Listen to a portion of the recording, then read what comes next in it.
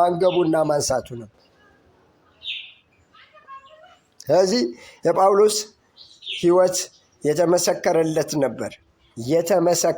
ነበር። ጳውሎስ በሕይወቱ ላይ እጅግ የተመሰከረለት የተዋጣለት ሰው ነበር። ባለፈው ጊዜ እንዳየነው የሐዋርያት ሥራ 23:6 ላይ እንዳየነው፣ እንዲሁም ደግሞ የሐዋርያት ሥራ 24:15 ላይ እንዳየነው፣ እንደዚሁም ደግሞ ወደፊት ደግሞ እናያቸዋለን። እነዚህ ነገሮች በጳውሎስ ሕይወት ውስጥ እጅግ ምን ያሉ የተመሰከሩና ቋሚ ሕይወቶቹ ነበሩ። ጳውሎስ አለኝታ ይላል። አለኝታ፣ የኔ አለኝታዬ ማን ነው? አባቶቼ ያመለኩት አምላክ ነው። የኔ አለኝታ እሱ ነው። መከታዬ እሱ ነው። የማመልከው እሱን ነው። የምከተለው እሱን ነው ይላል ጳውሎስ።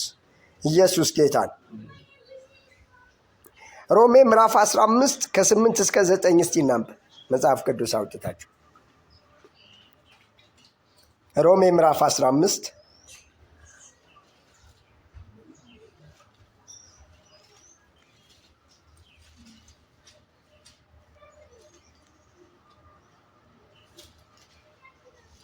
ምንድን ነው የሚለው?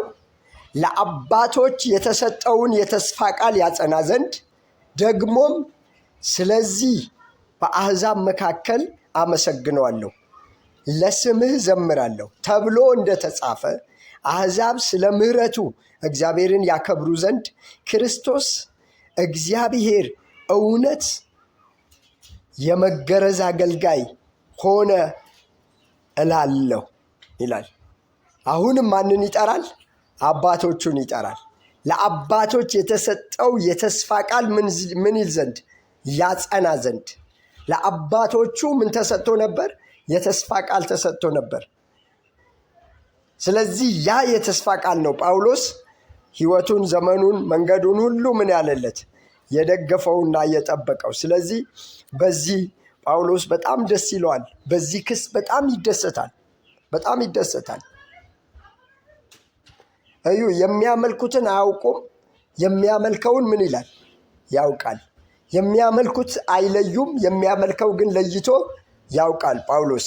ስለዚህ የሚያመልከው አምላክ የተለየ አምላክ እንደሆነ ብቻ ሳይሆን አለኝታም እንደሆነ አባቶች ስለዚህ እውነት አለኝታ እንደተሟገቱ ጳውሎስ ይነግራቸዋል።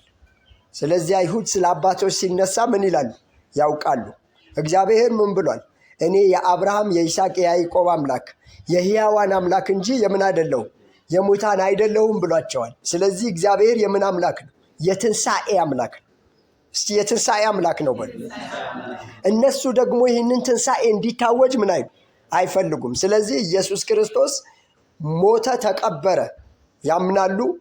በሦስተኛው ቀን ግን ከሙታን ተነሳ አይቀበሉትም፣ በተለይ ሰዶቃውያን። ስለዚህ በዚህ ምክንያት በአይሁድ መካከል ግርታ እንዳለ እንመለከታለን ማለት ነው። ስለዚህ ጳውሎስ ምንድን ነው የሚያተጋ ሲባል አባቶች ያመለኩት አምላክ የኔም ምንድን ነው? አለኝታዬ ነው። ኢየሱስ ጌታ ነው። ስለዚህ እኔ የምሰብከው የተዛባ አይደለም። እኔ የምናገረው እውነት አባቶቼ ምን ያሉት የተናገሩት እውነት ነው ብሎ ፊት ለፊት ሲፋረድ እናየዋለን ማለት ነው። አባቶች የተፋረዱት ለዚህ አለኝታ ነበር። እኔም ለዚህ አለኝታ ምን እላለሁ? እፋረዳለሁ ይላል። ቁጥር 7 ምንድን ነው የሚለው? ወደዚህ ወደ ተስፋው ቃል 12 ወገኖቻችን ሌትና ቀን በትጋት እያመለኩ ይደርሱ ዘንድ አለኝታ አላቸው። ስለዚህ አለኝታ ንጉሥ አግሪጳ ሆይ ከአይሁድ እከሰሳለሁ ይለዋል።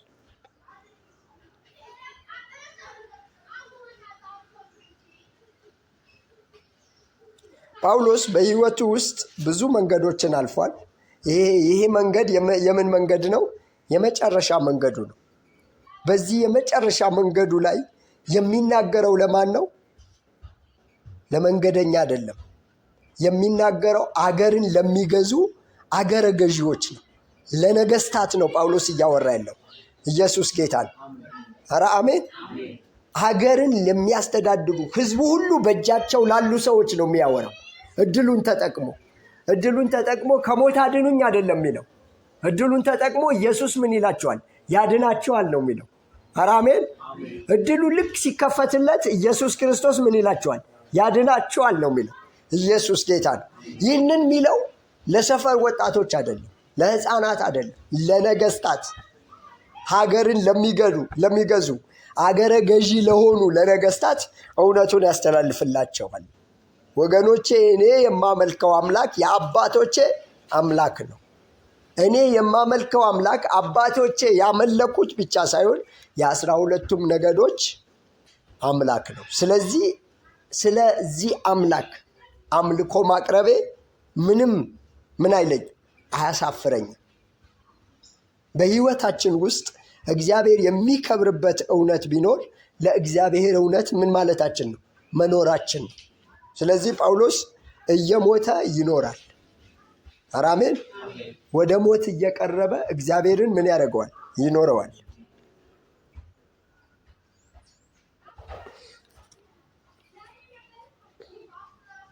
እስቲ አንደኛ ተሰሎንቄ ምዕራፍ 3 ከ9 እስከ 10 እናንብብ።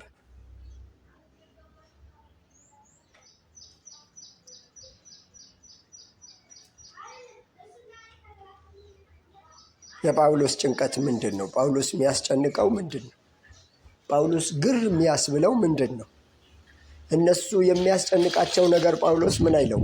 አያስጨንቀውም። እሱ የሚያስጨንቀው ሌላ ነው። ቁጥር 9 እና 10 እንደዚህ ይላል፣ ፊታችሁን ልናይ በእምነታችሁ የጎደለውን ልንሞላበት፣ ኧረ አሜን፣ ሌትና ቀን ከመጠን ይልቅ እየጸለይን፣ እስቲ አሜን በሉ። ከምን ይልቅ?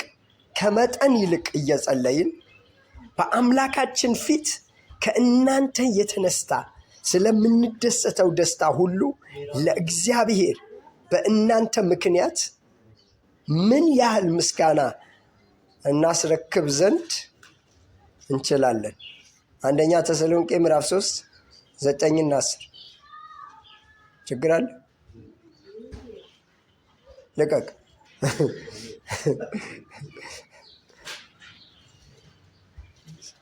ስለዚህ የጳውሎስ ጭንቀቱ ምንድን ነው?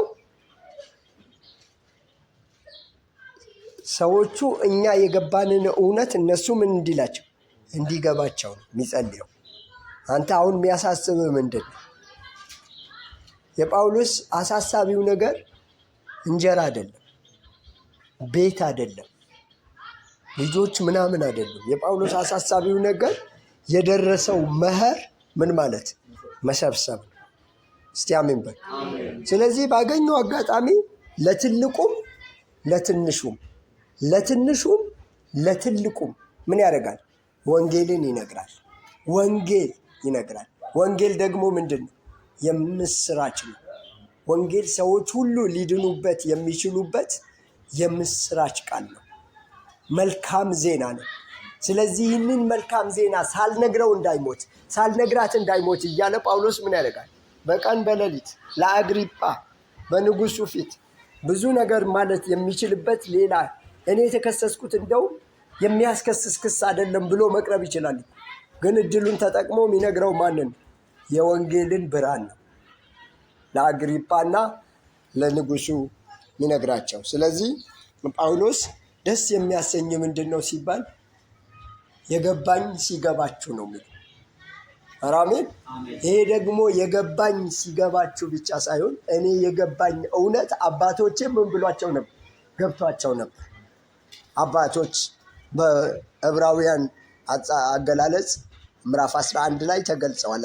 ዕብራውያን 11 ላይ አባቶች እግዚአብሔር ይበልጣል ከእሳት ያሉ፣ አሜን። እግዚአብሔር ይበልጣል ከሞተ ነገሬ ያሉ፣ እግዚአብሔር ይበልጣል ከአንበሳ አይደለም፣ ከአንበሶች ከሚባሉ አንበሶች ማን ይበልጣል? እግዚአብሔር ይበልጣል። አሜን። እነዚህ ናቸው አባቶች በእምነት እግዚአብሔር ምን ያለላቸው? የመሰከረላቸው። አቤል ከቃየል ምን ይላል? ይበልጣል። ለምን? መስዋዕት በእምነት አቅርቧል። አቤል ከቃየል የሚበልጠው ትልቅ ነገር ስላቀረበ እኮ አይደለም። ያቀረበው አቅርቦት በምን ነበር? በእምነት ነበር። ኢየሱስ ጌታ ነው። ገና ሊመጣ ያለው ዓለም ተረቶ እሱና ቤተሰቦቹን ለማዳን ለስንት ዓመት ነው መርከብ የሰራ? ለ10 ዓመት? ለ2 ዓመት? ለ3 ዓመት? አይደለም፣ ለ120 ዓመት መርከብ ሰርቷል። ማን ነው 100 ዓመት የሞላው? 120 ዓመት መርከብ እየሰራ ምን አለ ቆየ። 120 ዓመት መርከብ የሰራው በምንድን ነው? በእምነት ነው። በዚህም ዓለምን ምን አደረገ? ኮነነ በእምነቱ። የለም ሲሉት አንድ ቀን ድንገት ምን አለ መጣ በምድር ላይ። ከዛ በፊት ሆኖ አያውቅም። ስለዚህ ያልተለመደ ነገር ነው። ኖህ ግን እግዚአብሔርን ምን አለ? አመነ። ስለዚህ እነዚህ አባቶች ለዚህ እውነት ምን ብለዋል? ኖረዋል። ለዚህ አለኝታ ኖረዋል። እኔ ደግሞ ይህንን አለኝታ ምን ሲል ሲዛነፍ አልፈልግም፣ ሲንሻፈፍ አልፈልግም፣ እንዲና ወዲና ወዲህ ሲል አልፈልግም። ምን እንዲሆን ነው የምፈልገው? ቀጥ ብሎ እንዲሄድ ነው የምፈልገው። ኢየሱስ ጌታ ነው። ክብር ለእግዚአብሔር ይሁን። ስለዚህ አንዱ ጳውሎስ ደስ የሚያሰኘው ነገር ይህንን አለኝታ ለነገስታት ሲነግራቸው ደስ ይለዋል። አንዱ ይሄ ነው። ሁለተኛው አለኝታው ለጳውሎስ የአባቶቹ የተስፋ እነዚህ 12ቱ አባቶች የተባሉት ናቸው። እነሱ ናቸው 12ቱ አባቶች። ሲተጉ ነበር ይላል፣ እየተጉ ነበር ይላል። እስቲ ጌታ ሆይ በሉ። በሕይወቴ ላይ ለእኔ የሚበልጠው አንተ እንድትሆን እፈልጋለሁ። ስለዚህ በሕይወቴ የሁሉ ነገር ብልጫ ላንተ ይሁን። አሜን። ለጳውሎስ ብልጫው እግዚአብሔር ነው። የመጨረሻ ብልጫው ምንም አማራጭ የሌለው ነገር ኢየሱስ ነው። ስለዚህ ኢየሱስን ከነካችሁበት ጳውሎስ ሁሉ ነገር ነክታችሁበታል። ኢየሱስን እስካልነካችሁበት ድረስ ምንም ነገር ብታደርጉት ለጳውሎስ ምኑም ነው። ጌታ ይርዳል። ኧረ አሜን። እኛ ገና ትንሹ ነገር አይደል እንትን የሚያደርገን ትንሹ ነገር ነው እኮ እኛ በቃ አቅማችንን የሚመታብን አይደል? እኛ ጥቂቱ ነገር ያንገዳግደናል። እኛ ጥቂቱ ነገር ግራ ያጋባናል። ለጳውሎስ ግን ትልቁና እውነተኛው ነገሩ ማን ነበር? ኢየሱስ ብቻ ነበር። ስለዚህ ኢየሱስን ከነኩበት ሁሉ ነገር ነው የሚነኩበት። ኢየሱስን ካልነኩበት ምንም ነገር ቢነኩበት ጳውሎስ ምን አይለው? ግድ አይለው። ይፈቅዳል ጳውሎስ።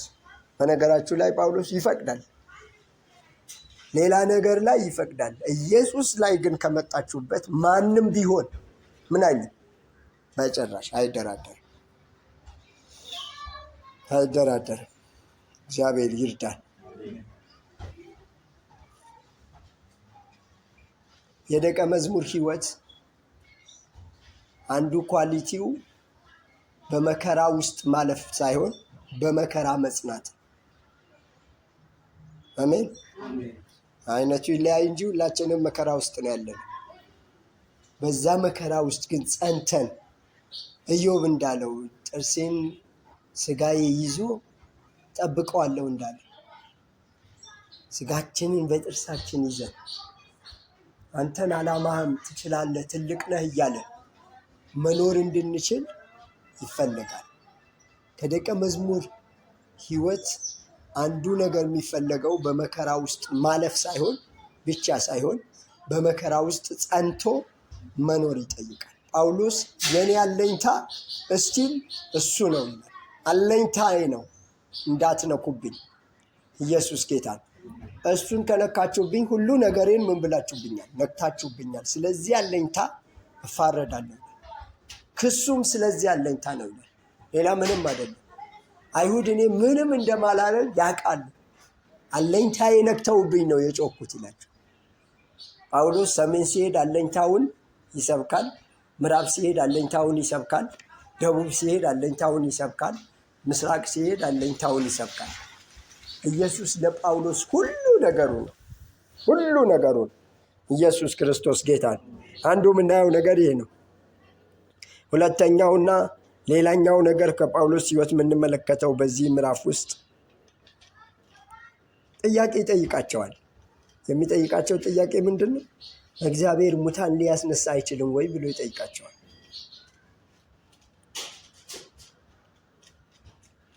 አይችሉም ካሉት እግዚአብሔር የለም ማለታቸው፣ ይችላል ካሉ ደግሞ ኢየሱስ ተነስቷል ይላቸው።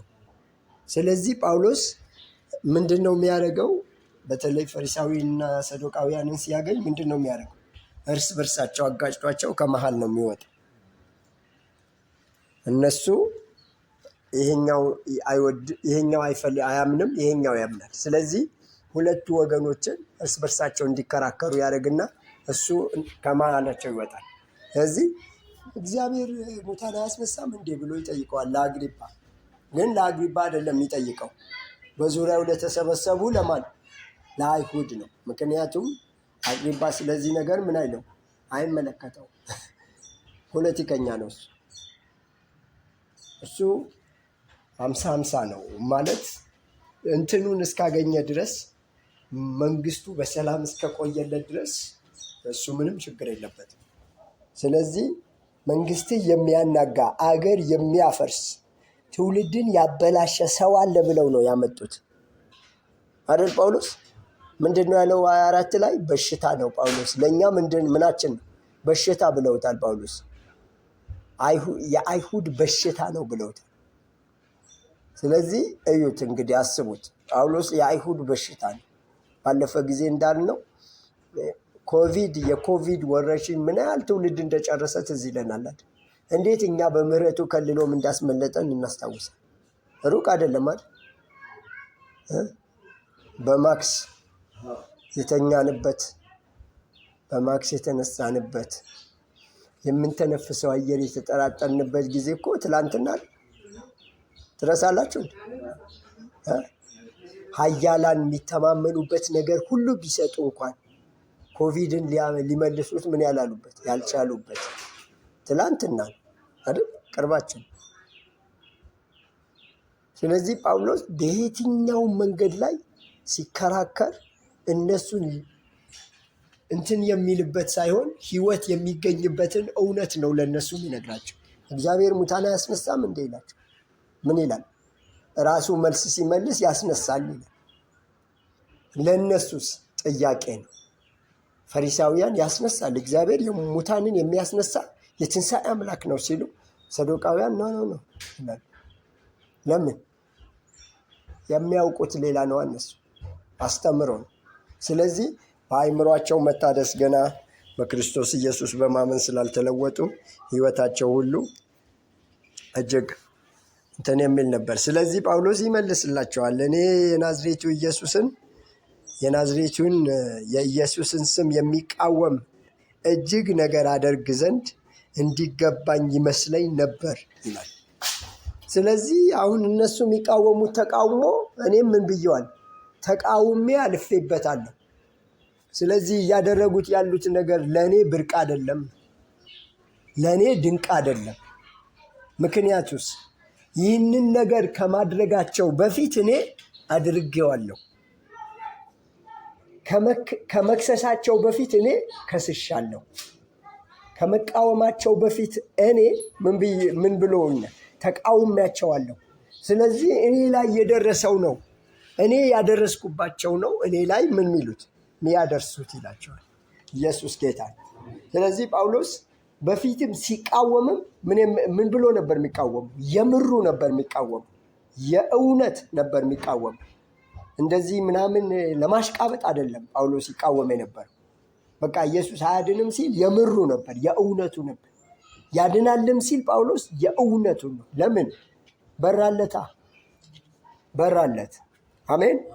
የሐዋርያት ሥራ ላይ በእኩለ ቀን ላይ ከፀሐይ ብሩህነት የሚበልጥ ብርሃን በላዩ ላይ በርቷል። ይህ ብርሃን ደግሞ በቀን በሌሊት የሚጠፋ ብርሃን አይደለም፣ ጳውሎስን እየተከተለ የሚሄድ ብርሃን ይብራልን። አሜን። ኢየሱስ ጌታ ነው። የምር እግዚአብሔርን እንድንከተለው ካስፈለገ የእውነት ብርሃኑ ሊበራልን ይገባል። ይሄ ብርሃን እስካልበራልን ድረስ እግዚአብሔርን የምንከተለው ለስማ በለው አሜን። እኛ ኢየሱስን እስኪፈውሰን አይደለም የምንከተለው፣ ባያድነንም አይደል ያሉት አባቶች። ባያድነንም ይመለካል። አሜን። እኛ ስለሚያድነን አይደለም እግዚአብሔር መኖሩን የምንናገረው። ባያድነንም በእኛ ሞት ደስ ቢለው ሃሌሉያ ነው የሚሉት። ኢየሱስ ጌታ፣ ክብር ለእግዚአብሔር ይሁን። ስለዚህ የደቀ መዝሙር ሕይወት አንዱ በመከራ ውስጥ ምን ብሎ ጸንቶ የመኖር ሕይወት ነው። ከጳውሎስ የምንረዳው ይህ ሁሉ ግፊያ፣ ይህ ሁሉ ንጥቂያ ደርሶበት ጳውሎስ አሁንም እስቲ ልዛው ነው የእኔ አለኝታ እንዳትነኩብኝ ይላል። አለኝታዬ እንዳትነኩብኝ ወደፊት ይላል። ኢየሱስ ጌታ፣ አሜን። ስለዚህ በቀን በሌሊት በብዙ ትጋት የወንጌልን እውነት በመመስከር ጳውሎስ የተመሰከረለት አገልጋይ። እድል ስታገኙ የምትጠቀሙበት ምንድን? ፕራይም ሚኒስትሩ አጠገባችሁ ቢመጣ ምንድን ነው የምትነግሩት? እናንተ ነው የምታውቁት። በዛን ጊዜ የሚመጣላችሁ ነገር እናንተ ነው የምታውቁት። እስቲ የሆነ ነገር በለኝ ቢላችሁ፣ ፕሬዝዳንቱ ወይም ፕሬዝዳንቷ መጥተው የሆነ ነገር በሉ ቢሏችሁ ምንድን ነው የምትሉት? ጳውሎስ ግን አግሪጳን ሲያገኘው ምን እንደሆንኩ አታውቅም እንዲ ያለው፣ እኔ እኮ በርቶልኝ ነው ይለዋል። ራእይ አይቼ ነው፣ ዝም ብዬ ግር ብዬ አይደለም የወጣሁት፣ እንደ መጀመሪያው አይደለም። የአሁኑ አወጣጤ ምን ይላል? ይለያል። ኧረ አሜን።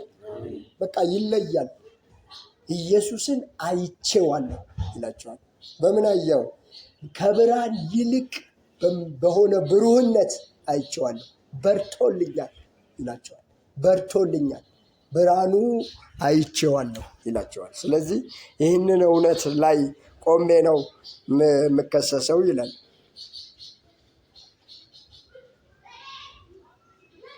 ይህንን እነሱ የሚያደርጉብኝን እኔ አይሁድ በኢየሩሳሌም፣ በይሁዳ፣ በሰማሪያ እንዲሁም ደግሞ ከሀገር ውጭ ሁሉ ስልጣን ሰጥተውኝ፣ ካህናት ስልጣን ሰጥተውኝ ምን ብየዋለሁ? አርጌዋለሁ። ስለዚህ ብርቅ አይደለም ነው አሁን የሚላቸው። እስከ ታች ድረስ ስትሄዱ በምኩራብ ሁሉ ብዙ ጊዜ እየቀጣው ይሰድቡት ዘንድ ግድላቸው ነበር። ማንን ነው የሚሰድቡት? ኢየሱስን እንዲሰድቡ ያመላቸው ነበር። ኢየሱስን ስደበው። በእኛ ሀገርም ነበር አይደል? በደርግ ስርዓት ውስጥ እግዚአብሔር የለም የሚል ኮሚኒስት ውስጥ ምን ነበር የሚያደርገው? የመጀመሪያ የሚያደርገው ነገር እግዚአብሔር የለም ይላል። እግዚአብሔር የለም ይላል። እግዚአብሔር ደግሞ አለ። አሜን። ማንም ቢክደው ራሱ ምን አይክድም። እግዚአብሔር አለ። ሻሸመኔ ላይ ያለው ወንጌላዊ ባለፈ ነግራቸዋለሁ አይደል? ጀነራሉ ከወታደሮቹ ጋር በነበሩበት ጊዜ ጀነራሉ ይሰማል። ምን የሚል ቃል ነው የሚሰብከው ወንጌላዊው? አሁንም አሉ፣ በእድሜ ትልቅ ሆነዋል። እኚህ ወንጌላዊ ምን ይላቸዋል? እግዚአብሔር ቃል የምትሉት መጽሐፍ ቅዱሳችሁ ውስጥ ተራራ ወደ ባህር ሂድ ብትሉት ይሄዳል፣ ከዚህ ተነቅለ ሂድ ብትሉት ይሄዳል። ስለዚህ እስቲ ይህንን የእግዚአብሔር ቃል ወንጌላዊ አድርግልን ይሉታል። ከዛ ልክ ነህምያ አንድ ጸሎት ጸልዮአል አይደል? ነህምያ ምን ብለው ያለው? ንጉሱ ምን ላድርግልህ ሲለው ነህምያ ወደ እግዚአብሔር ጸለየ ይላል። ማን እያናገረው? ንጉሱ እኮ እያናገረው ነው።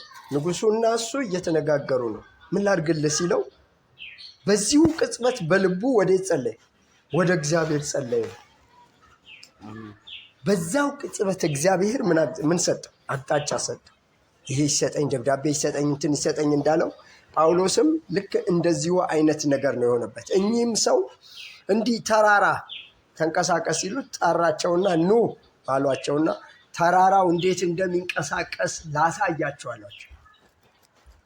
ከዛ ሊያሳያቸው ወጣ አረጓቸው። ከማህበረሰቡ ወጣ አድርጓቸው። ጀነራሉ በብዙ አጃቢ ነው የሄዱት። የማ ጀነራል ናቸው? የአሁኑ ጀነራል አይደሉም፣ የደርግ ጀነራል ናቸው። ደርግ ጀነራል በጣም እንትን ናቸው፣ አስፈሪ ናቸው። እኛ አልደረስንባቸውም፣ በእርግጥ ግን አስፈሪ ናቸው በታሪክ አይደል? ቆራጥ ናቸው፣ ጨካኝ ናቸው። አገር ሲባል አንድ ናቸው። ምንም አይነት እግዚአብሔርን ምንም እንኳን ቢክድ በአገር ጉዳይ ላይ ግን ምንም አይነት ድርድር የማያደርጉ ናቸው። ስለዚህ ጀነራሉ ከአጃቢዎቹ ጋር ይዘዋቸው ሄዱና እግዚአብሔር እኮ ይኸው ይዣቸው ሄጃለሁ፣ ምን ላድርግ አሉት ለእግዚአብሔር። ቅጽበት ጀነራሉ ውስጥ ያለው ተራራ ንቀለው አላቸው እግዚአብሔር። እስቲ አሜን በል።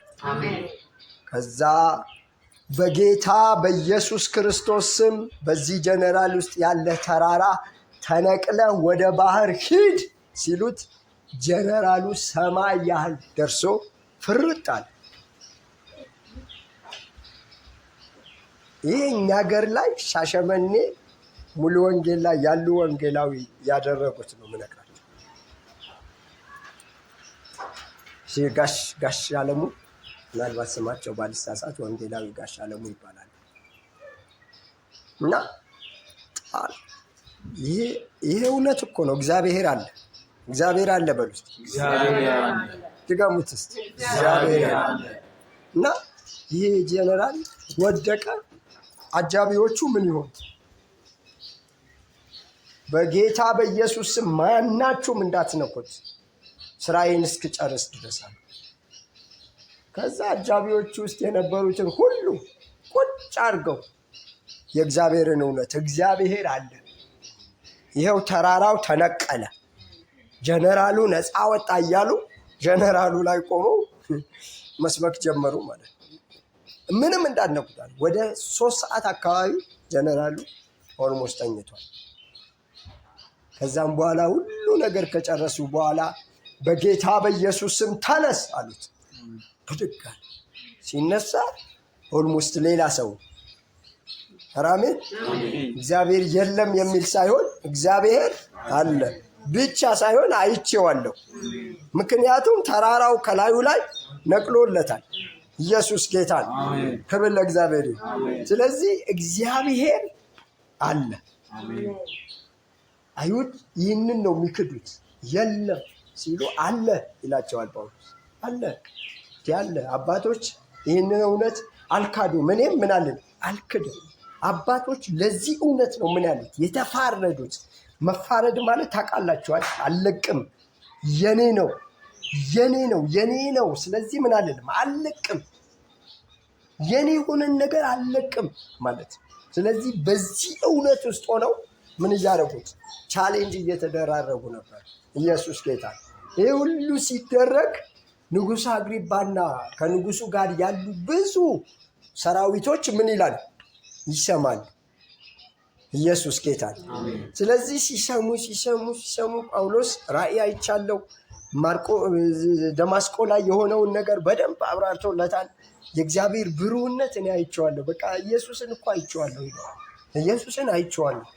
ለአንድ ፈላስፋውን ኢየሱስን አይቼዋለሁ ብትሉት ምን አይነት ነው የሚላቸው? እና ጳውሎስ ኢየሱስን አይቼዋለሁ፣ እኔ አይቼዋለሁ ኢየሱስን። አሜን። እና ምንም ነገር አላፍርም። እንደውም ኢየሱስን አላየሁም ብል ነው ማፍረው፣ ኢየሱስ አልሰማሁትም ብል ነው ማፍረው እንጂ በዚህ ጉዳይ ምን አለ አላፍርም ይላል። በወንጌል ምን ማያፍር፣ በወንጌል ማይደራደር፣ ስለ ወንጌል ሁሉን ምን የሚያደርግ አገልጋይ ነው ጳውሎስ። ስለዚህ አንድ የደቀ መዝሙር ሕይወት ያለው አገልጋይም ይህንኑ መከተል አለበት፣ የወንጌል እውነት መከተል አለበት። ጳውሎስ ይህንን ነገር ይላል። በምድር ላይ ብዙ ነገሮች እየሆኑ ቢሆንም እኔ ግን ወንጌል ከመንገር ምን አልልም አልመለስም ይላል። ከዛም በኋላ ጳውሎስ በጣም ብዙ ነገር ሲል ማለት ከጭንቅላታቸው በላይ የሆነ ነገር ነገስታት እየሰሙ ነው። ስለዚህ ጳውሎስን ምን ብለሃል? አብደሃል አሉት። አንተ አብደሃል እንዲህ አሉት። እብደት እየተባባሰ ነው አሉት። ከዛ ኧረ እኔ አላበድኩም አላቸው። እኔ ባለ አእምሮ ነኝ አለ። እናንብቦ እኔ ባለ አእምሮ ነኝ።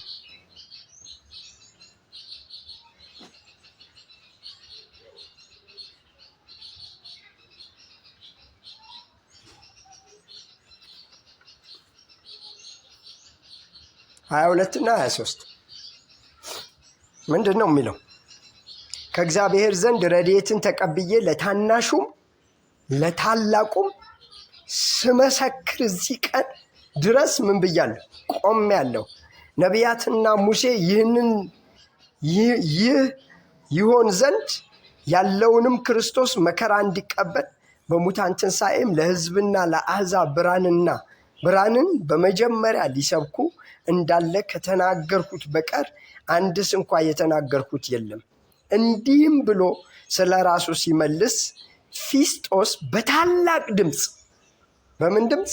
በታላቅ ድምፅ ጳውሎስ ሆይ አብደሃል እኮ፣ ብዙ ትምህርት ወደ እብደ